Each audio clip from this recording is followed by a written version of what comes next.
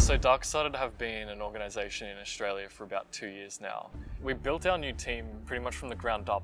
I was at a low tier team when I first started playing Rainbow Six Siege, and I always looked up to Fletch, Warden, JackDaddy and an ex-player called Wildman that was in the roster. It's pretty crazy seeing the progression of skill that the community had, which I also grew with to get into their team.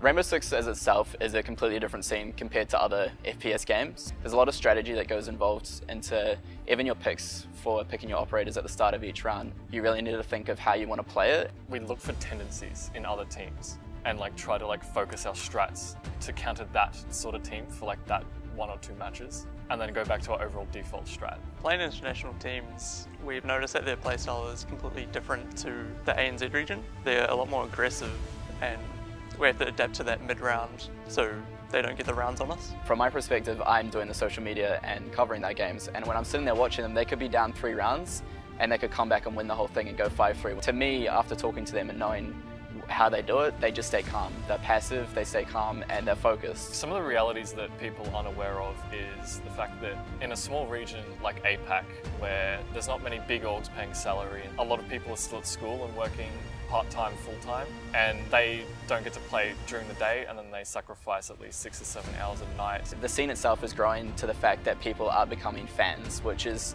something that in Australia and New Zealand, or even APAC in general, just doesn't happen very often for your less mainstream scenes. But to see this actually evolve so quickly over not only 1 but maybe even 2 years is insane.